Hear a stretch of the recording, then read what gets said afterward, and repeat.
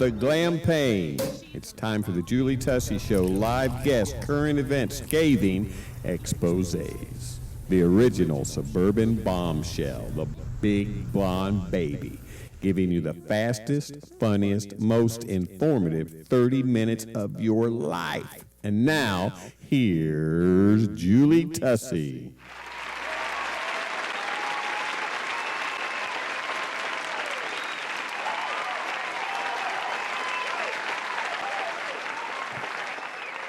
Hey, this is Julie with the Julie Tussey Show, coming at you from the great central area of Kentucky. Woo! Wildcat fans, you know. Yes, I am on fire, and I'm finding me some purpose and living my dreams. It couldn't be better. Life is great, and I hope that you are having a great life too.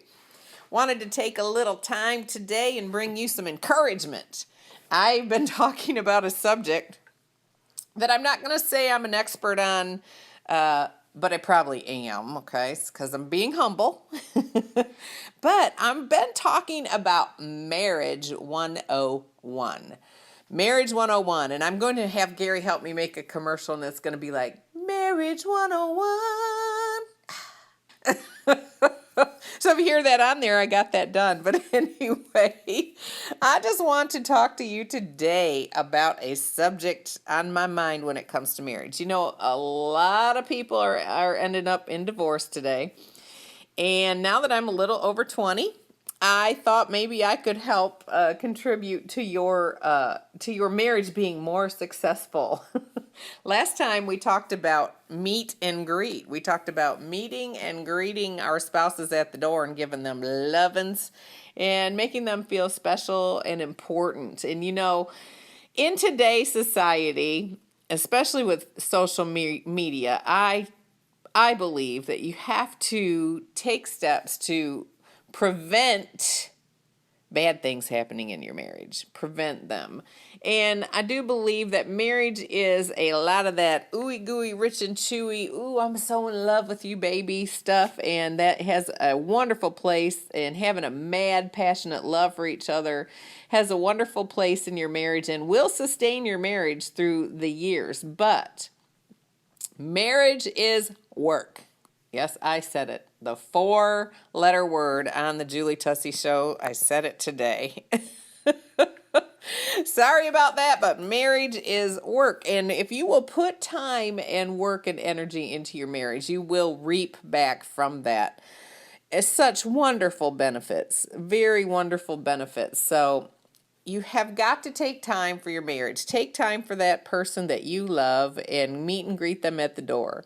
And another thing that I'm going to share with you today, another key to a successful marriage and making this thing last, because that's what it's all about, right? You don't want to start over.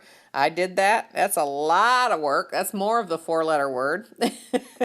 So you want to make this marriage last. Gary and I have been married for 20 years. And I've told you before, he's the rock in our relationship. He's the same no matter if you tell him he won $1 or $1 million, you'll get the same reaction. He is just strong and steady. And I am like, I don't have really bad lows, but I'm kind of like the wild one in our relationship.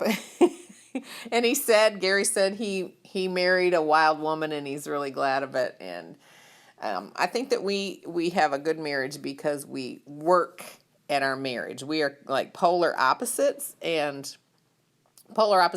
many things, but we work at our marriage because we love each other and we care about each other. So we invest time. So the thing I'm going to share with you today is called date night. Yeah, date night.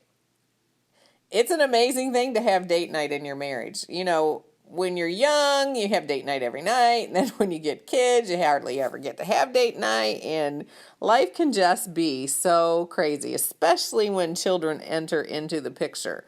So you all probably know I have 2 sets of twins. I know I'm special. I don't know how that happens. I don't know me. I'm going to have a talk with Jesus when I get to heaven someday and say, what were you thinking? But evidently he thought I could do it because I have 2 sets of twins and they're 12 years apart. So Gary and I have a set of twins. Well, when we first had them, they were 2 months premature. They were only a little over 3 pounds when they were born. They stayed in the NICU for a month after they were born because they were too small to come home. So we brought home 2 4-pound babies. I mean, the second they hit 4 pounds, they let them come home. So they were in NICU for a month and then we bring them home. Well, I had been very, very ill, and I not only did I get preeclampsia, I actually had eclampsia or toxemia. I was like in a coma-like state for 3 days after they were born. I was very, very ill, and it took me a long time to get over that and to start feeling better. So we had these 4-pound babies that had to be breastfed and nursed every 2 hours, and it would take, a half hour, 20 minutes to a half hour, maybe a little longer to feed them, change them, get them back to bed. But this went on for, I'd say about 3 months. And I wasn't getting any sleep. Gary was working and coming home and trying to get up with him in the night if I couldn't get, I was just absolutely exhausted. And as a result, we started drifting from each other a little bit. It was a lot of work. And so my husband, being the great guy that he is, he came to me one day, and all the new moms will understand this, but he came to me one day and he said, this is it. I am done. You are not just a mother, you are my wife, and we are having date night. And we are having date night once a week, and you are leaving these babies once a week, and you are coming out on a date with your husband. And I remembered thinking, oh my gosh, I can't leave these babies. They're too little, But I wanted the date night, but I just didn't feel like I could leave them. And how many of you new moms cried the first time you had to leave the baby to go on a date? Well, times that by 2 with 2 little people that are so tiny their ears are smaller than your thumbnail. And that's what I had to deal with. But he was right. He was so right. So that was 17 and a half years ago. And to this day, we still have date night every week. And I've talked to other people, other women, and they're like, oh, we can't afford it. And I tell them, I don't care if you can afford it. Go have a cup of coffee. Go walk through Lake Reba or some area that's free and hold hands and just talk to each other. And don't talk about work and don't talk about the kids, but go do it. Then I have other women that'll tell me, oh, we can't find a babysitter. And I tell them, find a babysitter. Make it a priority. Make it, find a way to make it work. If it means that you don't go to the store as often, make it work. Because it is worth it. Date night is the most awesome thing for a marriage. And who would have known? I mean, my husband is so wise. I would have never thought about instituting date night in our marriage. I would have never thought that. But it worked. It worked fantastically because once a week, Gary and I look forward to being just together, and we try not to bring up subjects that would cause an argument or subjects that would cause stress, but just to try and be together like we were when we were young and had all the children and all of the stresses of life. And we try to take the stress off and just focus on being together. And it's wonderful. I take time, and I'm encouraging you ladies to do this, but on date night, he doesn't walk in and just find me in sweatpants and my hair up in a messy bun that just got thrown up there. It wasn't like purposely made into a messy bun to look good, but it was like, oh my Lord, I have 500,000 things to do, and here's my hair. No, when he comes to get me for our date, he'll come home and get ready, and I'll get ready. I'm telling you, sometimes I have on jeans and a t-shirt, but I put on high heels if I can find high heels that go with my outfit. I take extra time, ladies, and I shave everything I own, and I put on perfume, and I get ready for him, and I try to be sexy for him, and I wear shirts out in public that I wouldn't wear normally in the grocery store, and dresses and things for him. And I try to be very, very sexy and attractive for him.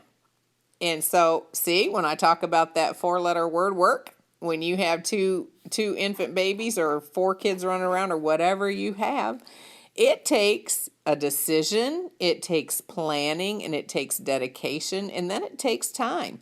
Put those babies in their rooms to watch a program and go get ready for your man. I mean, make steps, whatever you have to do, make steps to make that date night your priority. Make that spouse your priority. Men, I want you to shave. I want you to smell good. I want your fingernails clean. This is the things that you have to do to make your woman happy. You know what makes her crazy. Go and buy her a flower on your way home from work, or a piece of chocolate, or whatever it is that you know will make her happy. I really, truly know. I know in my heart that there are women out there that they don't have to have $100 gift or $100,000 gift to be happy. It's the little things. And my husband is pretty romantic, and he will even just get a piece of paper and make me a card, and he'll write special things in that card just for me. I love that. You got to keep the romance. You've got to keep the romance in your marriage. There's all kinds of things we'll talk about. Another thing that I do is if I have to travel, I leave him a love note either on my mirror or under the pillow. Just little things like that. So this thing about date night and getting ready and planning, I'm telling you, I get so busy sometimes I'm ashamed of myself. I'll forget it's date night. I'll forget it's Wednesday or Thursday, because we perform on the weekends, so we go out during the week. And if you go out a little earlier, you don't have to fight the crowds. It's not the same thing as when you're going out on the weekend when you're 20 and you're going to the bars. It's different.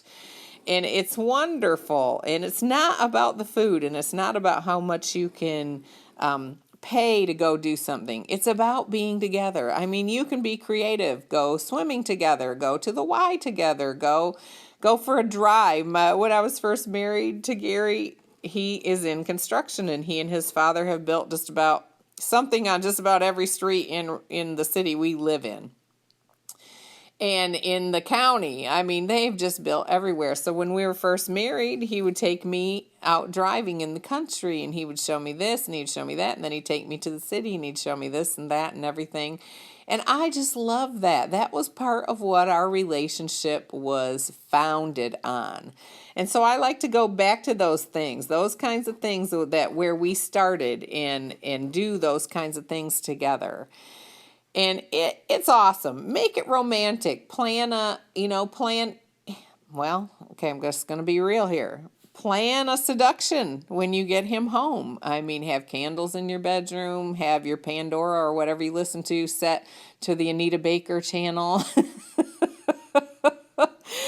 Go buy a new negligee or order one online if you can't go out, but plan a seduction on that night. Make that your date night. Make that the night that you romance each other and that you take time beyond the greeting at the door and the cooking of a dinner and take time for one another. So it's going to take you, 1 to 3 hours out of your whole week. I'm telling you, baby, I am telling you, you will be so thankful that you did it. It will revolutionize your marriage. It will bring you closer.